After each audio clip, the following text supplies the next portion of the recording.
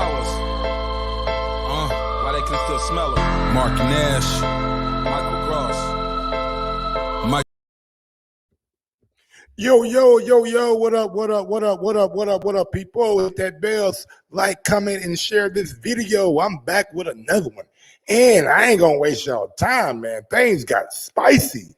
Today on First Take, Reddick and Kendrick Perkins finally got on the show together after last week. One guy was on Thursday, one guy was on Friday, and they were kind of arguing on separate days. So they brought them together on Tuesday. And I'm not gonna waste any time. Reddick has some things to say to Kendrick Perkins. I'll play the audio. His playoff runs have nothing to do with it. It's a regular season award for the most valuable player. And we can measure that, Perk. So maybe voters have gotten smarter. I want to talk about Dirk and Nash real quick, and I'll let you jump in. Dirk Nowitzki led the league in win shares in both 06 and 07. Led the league in offensive win shares in both 06 and 07. So yeah, he wasn't top 5 or whatever he was, top 10 in scoring his MVP season. The Dallas Mavericks were 67-15. They had the best record in the NBA. In 05. Now, I'm going to stop it right there. I do agree in 06, 07, Dirk Nowitzki getting that MVP. He took his team to the finals, even though they didn't win. He took his team to the finals. That they were up, I believe, 3-1 on the Miami Heat, and D-Wade turned into D-Wade. But that season, Dirk Nowitzki was on a mission. Him and Kobe were putting up extraordinary games, and he had a good team around him. Now, back in the day, the MVP went out to the best player on the best team with the best record. That's how they normally did it. You might get a number 2 slot in your conference and possibly get the MVP, but back in the day, it normally went to the best team with the player on that best team. But back to the audio. 5. Steve Nash was the driver of the number 1 offense in the league, a team that jumped 20 wins and had the best record in the NBA. Okay. In 06 to me is one of the weirdest MVP seasons ever. You can make an argument Nash probably shouldn't have won it, but he was still the driver of the number 1 offense in the league. The 2 best teams that year, the Detroit Pistons, 64 wins, the San Antonio Spurs, 63 wins. Guess what? They didn't have their top scorers weren't in the top 20 in the NBA that year. So that was just a strange thing. You could have given it to Kobe. You could have given it to Shaq. You could have given it to Tim Duncan. They gave it to Steve Nash. Now, I agree. That 06 season, like, I'm looking at the season, like, I know it goes to the best player on the best team, but it was guys better to me in his conference than Steve Nash, Kobe, Tim Duncan, and he had won it back-to-back. So I'm looking at that like I didn't really agree with either year's Steve Nash being the MVP, but he got it, and that's on his resume. I would have gave it to Kobe, but we all know Kobe had that incident in Colorado, which he was exonerated of. But some voters, some people in the media still held it against him, even though Kobe was cooking.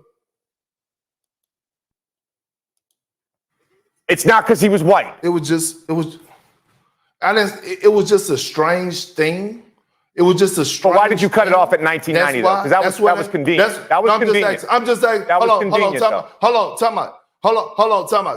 It's getting spicy. It was just a strange thing that it just happened. It was just a strange thing in 2006 when Kobe averaged 31. When he was playing with Kwame Brown and Smush Parker. And what was the record that year? 42 and 40. They were 42 and 40.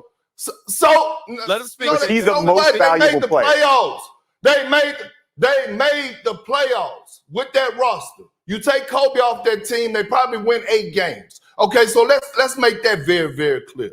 Now, since you want to talk about when I was saying and preaching about moving the goalposts, the reason I asked that question was for the simple fact that what I'm saying is I don't know the criteria no more. I don't know if it's because it's the number 1 seed. I don't know if it's the number 6 seed. I don't know how you judging it. Is we judging off of advanced stats or who's the most valuable player? You take them off this team. We don't know. But we do know this. Since you do want to bring it up, we do know this, that when it comes to MVP voting, when it comes to MVP voting, 80% of the voters are white American. 20% are others. I know that stat. Oh my God. Hey, he just said 80% of the voters are white Americans and 20% are others. Now, if you go back, and I can't show this episode, but if you go back, Stephen A actually has his eyes closed. He was somewhat in disbelief that Perkins would go to that extent. You know what I'm saying? But hey, Perkins make a good argument, man. 80% of the voters are white. Not saying that it's racism. Maybe it's nepotism. Maybe they, you know what I'm saying? And the sport dominated by African Americans or African black players, however you want to slice it. Maybe sometimes the voters feel away when they see a guy of their ilk doing good, a la Steve Nash, back-to-back MVPs. I have no problem with Dirk MVPs. Jokic, oh man, it's tough, man. Last year, I don't think he should have been an MVP simply because his team wasn't very good last year. And you can say, hey, Mike, his team was injured. It was a lot of injuries. He didn't have Jamal Murray. He didn't have Michael Porter Jr. He didn't have a lot of his key players. Hey, that's just the way the cookie crumbles. That's just the way the cookie crumbles. To me, if you can't get a 4 seed or better, maybe even a 5 seed. At 5 seed, I cut it off. If you can't get a 4 seed or better, then you can't really be a MVP. So last year I had a problem with Jokic being an MVP. I would have possibly given it to Embiid, you know what I'm saying? Or maybe just giving it back to Giannis, man. Giannis, to me, last couple of years, Giannis has been the absolute best player in the NBA, and hands down. That goes back to like LeBron should have won the MVP every year, or Michael Jordan should have won the MVP every year. Like sometimes these voters get voter fatigue of voting the same player over and over and over again. But back to the audio. If you want to talk about advanced stat, I do know that one. Now let's talk about this year, and let's talk about the stat pattern. Right there. Perk got in his feelings. He let a curse word slip on Disney platforms. ESPN is owned by Disney. Let me rewind it real quick, just in case you ain't here. He let a cuss word slip.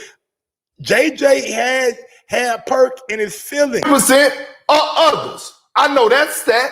If you want to talk about advanced stat, I do know that one. Now let's talk about this year. And let's talk about this shit. All right, Perk. About the stat pattern.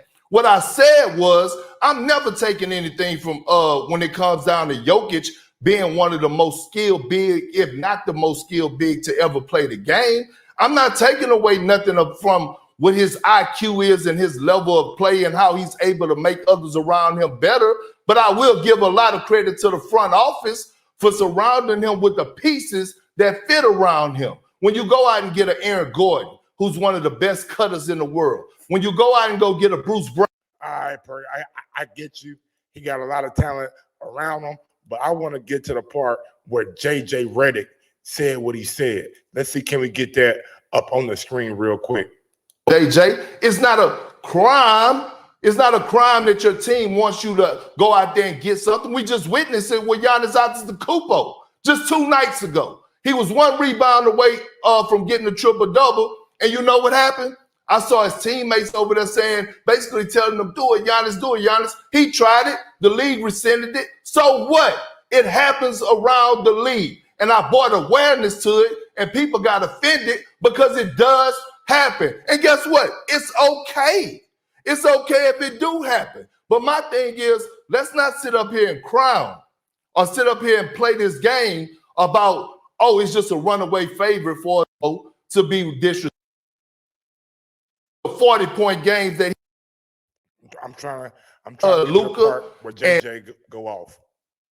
Go here and say, forever. Did anybody think? Here we go. And I need. Here All right, KP. Did anybody know how he was feeling? Let I JJ get back in. I want to just say Let something. JJ back. Get Stephen back. A., I mean, Listen up, y'all. Here's JJ Reddick going in on Kendrick Perkins. Oh my God. Stephen A., I mean no offense to you, and I mean no offense to First Take, because I think this show is extremely valuable. It is an honor to be on this desk every day. It really is. But what we've just witnessed is the problem with this show, where we create narratives that do not exist in reality. The implication, what you are implying, that the white voters that vote on NBA are racist, that they favor white people. You just said that. Yes, you did. Yes, you did.